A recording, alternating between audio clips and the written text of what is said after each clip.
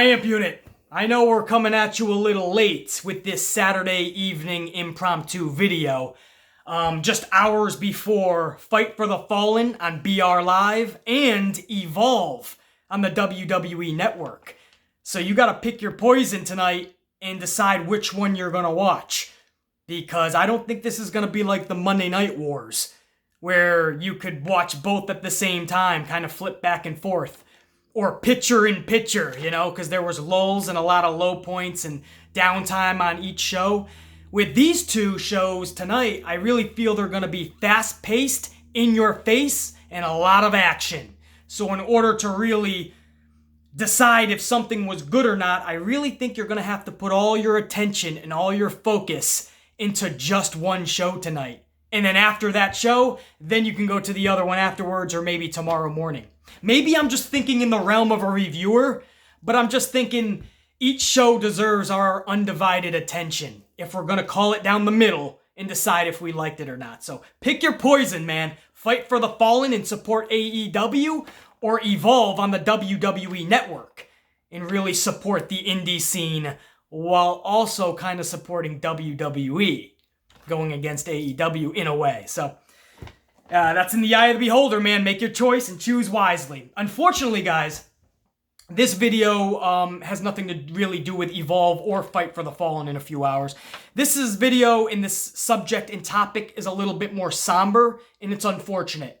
We're hearing, just 20 minutes ago actually, from the filming of this video, that Jeff Hardy has once again been arrested, and once again down in South Carolina. We're hearing that the arrest, and he was arrested first of all and booked, so we're hearing that this has been confirmed, not just rumors. So obviously a lot more needs to be found out, but we're hearing this is confirmed, unfortunately. And the arrest and booking happened earlier this morning, so Saturday morning, the 13th of July, and the charges were public intoxication and impairment. This was down in Myrtle Beach, South Carolina.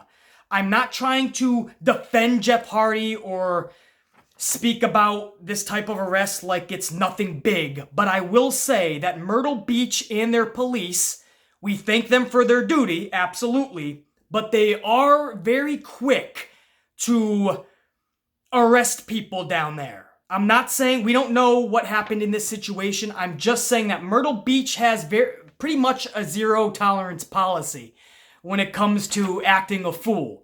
So I'm not saying Jeff Hardy was in the right here. If he got arrested, they must have thought he was acting a fool, but they really don't like to give you too many chances.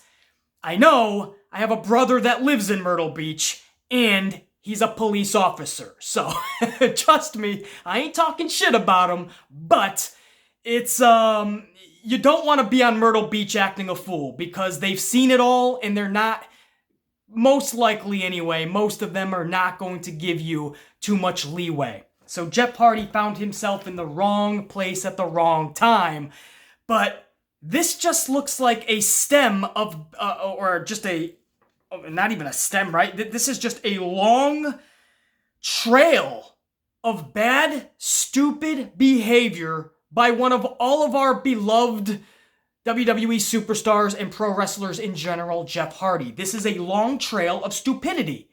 When you think about his arrest record and all the bad decisions he's made, none of us are perfect, no doubt. I call myself the man of a million mistakes, because I've made so many. But I've never made the same one twice. I learn from my mistakes and my failures. This guy just keeps on going to the booze or the pills or whatever he decides to be his go-to fix.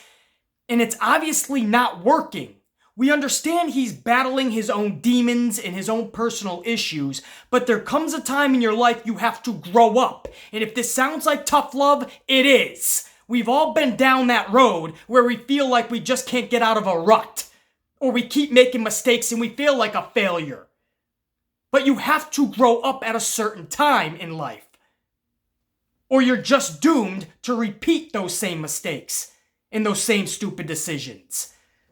Hate to sound like just a disgruntled father here to Jeff Hardy, but it becomes upsetting because so many people do adore and love this guy and look at him as a role model or a hero or somebody they really can look up to. And that sucks for them because they have to keep seeing shit like this.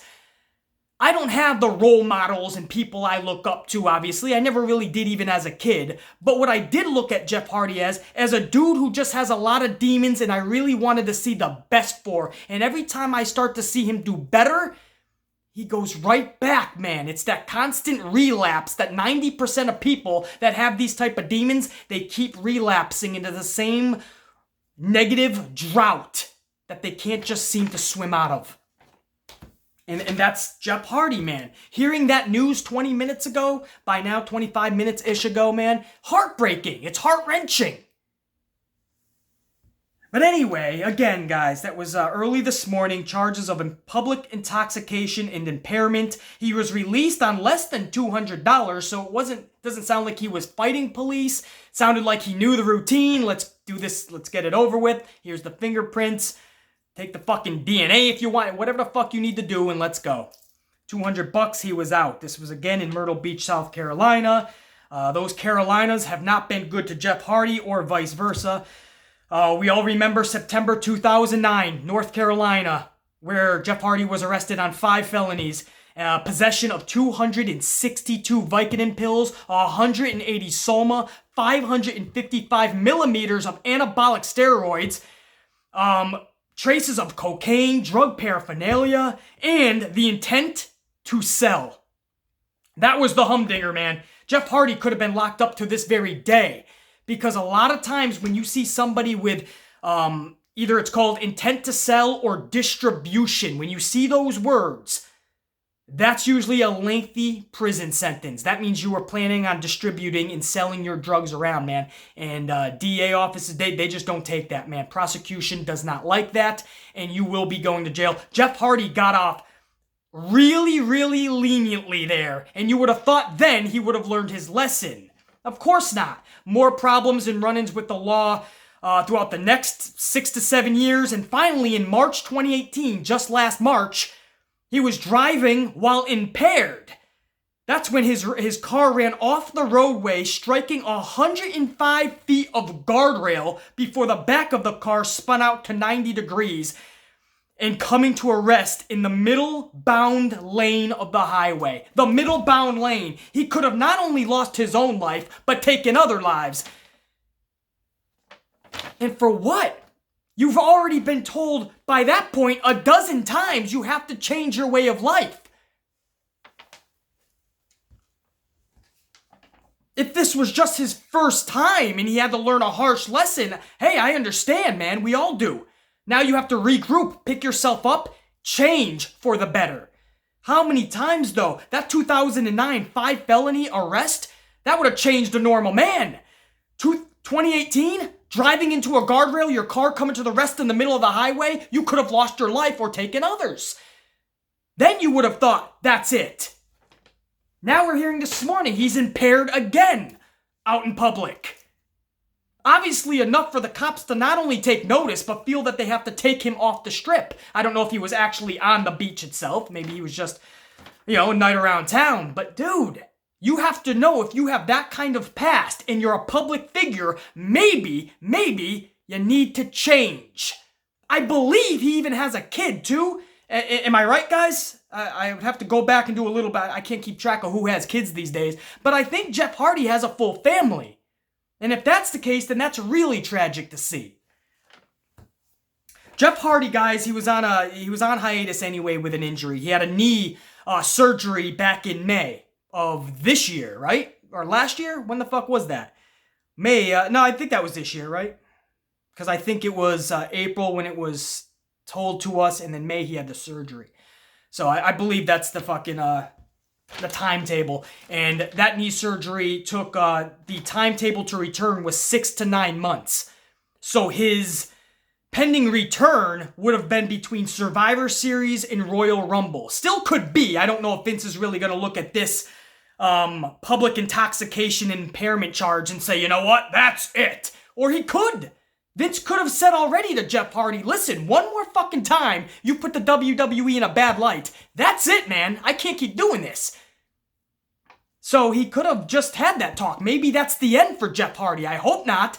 But how many times can you keep telling somebody, one more chance, one more chance, one more chance? Maybe you got to get to tough love and fire a son of a bitch to make him wake up. Or sometimes individuals think that's even more of a rock bottom and they hit more of a rock bottom. Who knows? I don't know. That puts Vince in a hard spot for sure, man.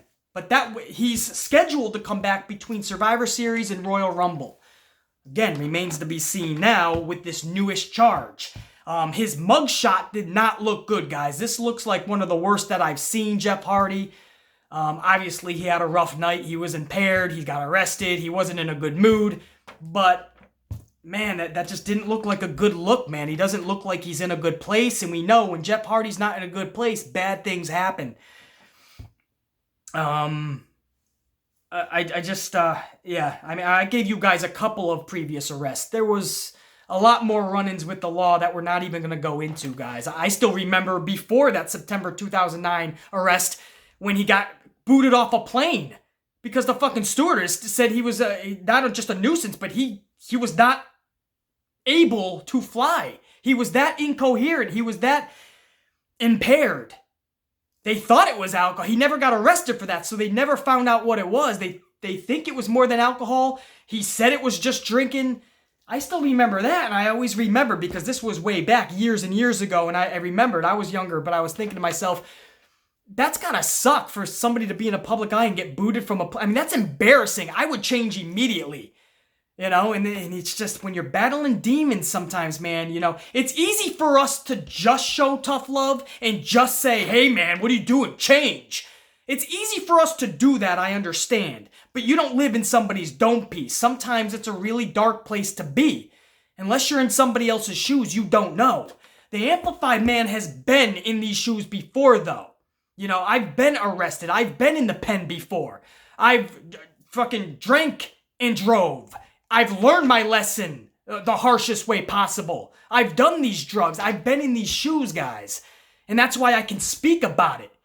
But only to a point. That person has to change. That person has to see that I've hit my rock bottom and that's it. I can't do that for them. I can just say, hey man, there comes a time where you have to now think you can't go any lower.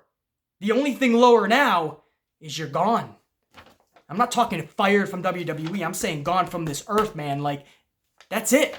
It ends tragically. I've seen it too many times. I have over 60 friends that are no longer with me today. Friends or acquaintances, but that are no longer with me today because they couldn't get out of their head. They couldn't get out of that battle. That's sad, man. And you look at people that have entertained me for years, entertained us, and to see them keep going down this road, can't stand it, man. And that's why I get angered by it. You know, you want to shake them. You want to say, hey, wake up. But they have to see it in their own dome piece. And evidently, Jeff Hardy doesn't feel he hit his rock bottom yet. 5 felonies and intent to sell, a distribution charge basically, and he got off somehow? And almost killing himself and others in 2018? And that accident being drunk and impaired? And he still didn't feel that was a rock bottom? Now this morning, rehabbing an injury? You would think he's trying to get back to WWE. No! Self-medicating. You know? That's all I'm going to say about it, man. Enough is a fucking enough.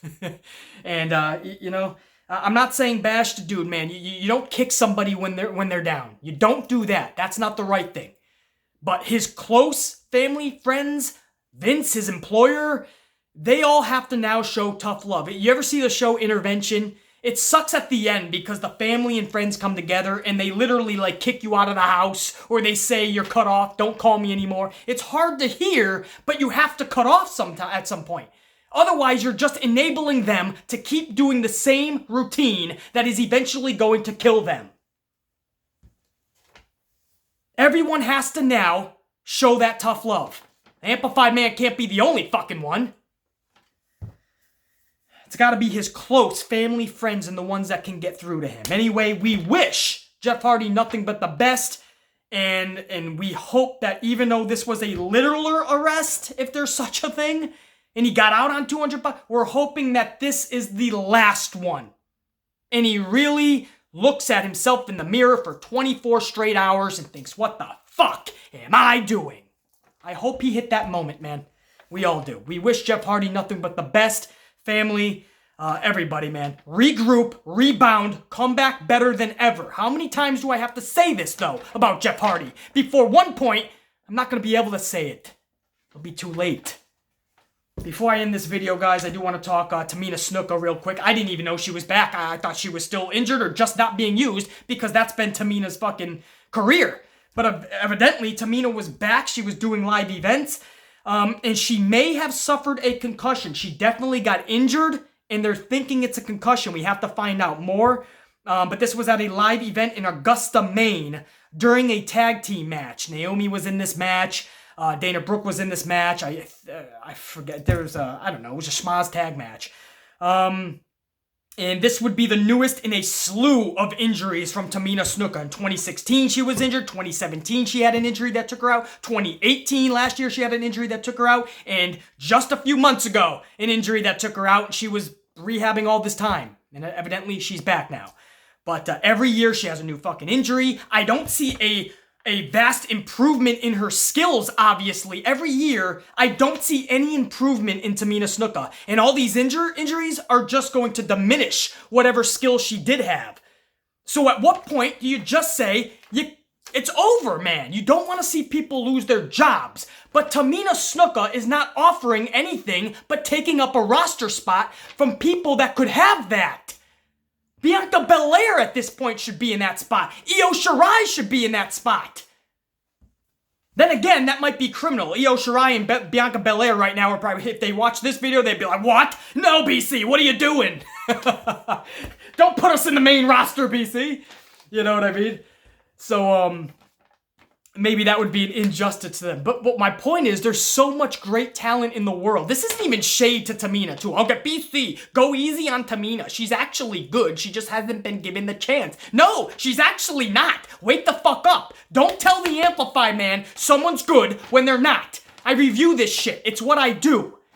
I have thousands of fucking subscribers and thousands of views every fucking video because people know I know my shit. People can see through bullshit and people know real. They obviously know I'm real. I know what I am talking about. I know talent and I know non-talent. Tamina Snuka never was.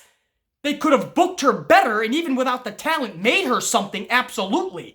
But she never showed any improvement over years. Not on the mic, not her skills, not her presence. Booking and creative, just like everyone else, has ruined her as well, no question. But at what point do you say, okay, this didn't work?